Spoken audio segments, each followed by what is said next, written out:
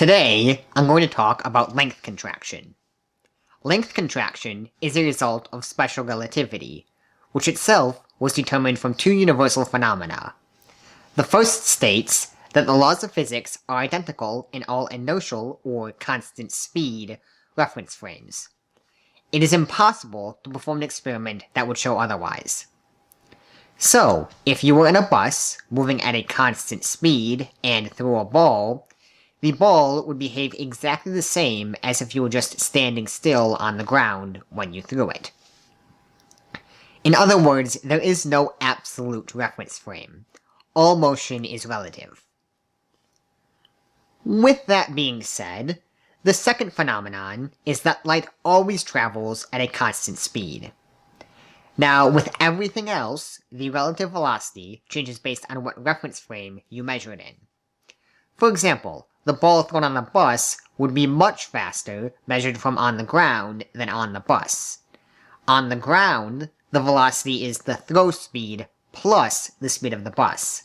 On the bus, it is just measured as the throw speed. This does not happen for light. Light always travels at a constant speed. C equals 299,792,458 meters per second. So, whether you measure the speed of light on or off the bus, you will always get the same answer. You do not add the speed of the bus in either case. If you are curious as to how we know that the speed of light is constant, I discussed that in my invariant speed of light video. As you might expect, the discovery of these phenomenon had dramatic impacts on our understanding of physics, such as the further discovery of time dilation, simultaneous events not being simultaneous for everyone, and relativity of mass. However, I will focus on length contraction in this video. First off, length contraction is inherently tied to time dilation. So, if you are not familiar with time dilation, I suggest you watch my video on it. With that said, to measure the effect of length contraction, we first need to introduce a special kind of clock. This clock uses a beam of light bouncing off of a mirror and back to the source. We now put this clock on a train. From the reference frame of the train, the light simply goes from the emitter to the mirror and back. Nothing terribly special here. The person on the train measures the distance between the source and the mirror to be a length L sub t, and the time it takes for the light to travel the full path, back and forth, as a time t sub t. We can relate this distance and time to the speed of light c, with the equation 2 times L sub t divided by c equals t sub t. For the observer in the train, the clock is stationary in their reference frame, so everything is normal to them.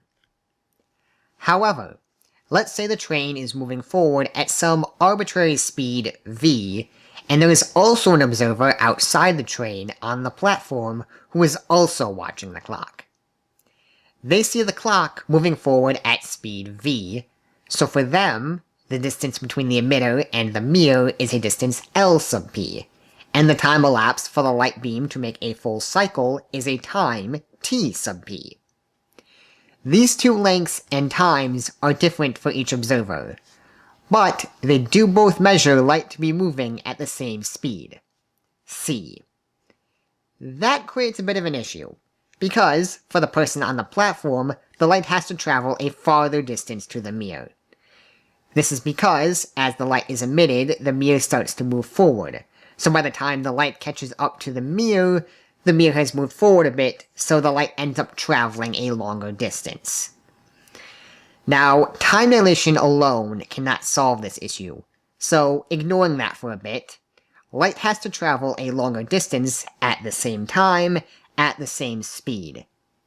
The only solution to this, since we're ignoring time dilation right now, is that the lengths are actually equal, which means that if someone watches something moving relative to them, that moving thing will appear shorter to the person watching it than to the people inside the moving thing. i.e., moving things experience length contraction to outside observers. Now, we can solve this problem mathematically. allowing us to calculate the actual amount of length contraction. As such, we cannot ignore time dilation from here on out, but we will see that it is not enough to solve this problem on its own.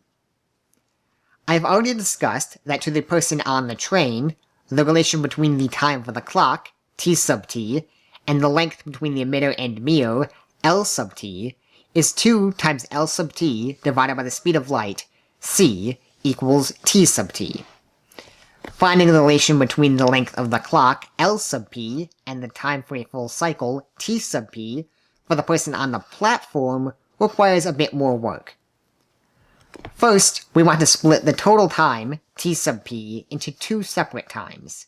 The time from the emitter to the mirror, which we will call t sub 1, and the time from the mirror back to the emitter, t sub 2. In the first time interval, the mirror moves forward in amount t sub 1 times the speed of the train, v. So the light, moving at constant speed, has to travel the normal clock length plus the length the mirror moved. Mathematically, this is c times t sub 1 equals L sub p plus t sub 1 times v. Rearranging this to get t sub 1 off to one side, we see that t sub 1 equals L sub p over c minus v. The same basic thing happens in the second time interval, except now the emitter is moving toward the light beam. This means the minus sign in the previous equation becomes a plus, giving us t sub 2 equals L sub p over c plus v. Combining these two equations, we get the platform time, t sub p, equals L sub p over c minus v, plus L sub p over c plus v. Combining the fractions, we get 2 times L sub p times c over c squared minus v squared. Simplifying, we see that t sub p equals 2 times L sub p over c times 1 minus v squared over c squared. Now we have two equations relating the length of the clock and the time the clock gives out. However, we want to relate the lengths each observer measures. To do this, we factor in the time dilation equation, which states that t sub p equals t sub t divided by the square root of 1 minus v squared over c squared. Plugging in our above equations for the times, we see that 2 times L sub p divided by c times 1 minus v squared over c squared equals 2 times L sub t divided by c times the square root of 1 minus v squared over c squared.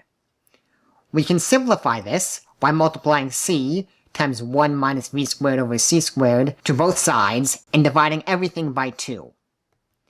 Doing such gives us L sub p equals L sub t times the square root of 1 minus v squared over c squared.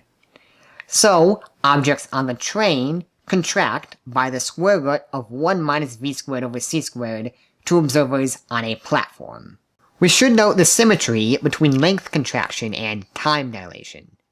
They both follow a distortion based on 1 over the square root of 1 minus v squared over c squared. This distortion is called the Lorentz factor, and shows up a lot in special relativity. So much so that it is assigned its own variable, gamma. We also note that at speeds much slower than the speed of light, which includes any and all speeds humans have been in so far, the Lorentz factor is negligible. So in most cases, length and time are the same for observers moving relative to each other. However, at high speeds, length and time start to get distorted. Now, I should note that length is only distorted in the direction of travel, so lengths perpendicular to the direction of travel are constant between observers. So, if we turn the clock such that it is now vertical, we would not have to account for length contraction. As such, I was fine to ignore it in my time dilation video. Nevertheless, hope you enjoyed it, hope you learned something, and see ya.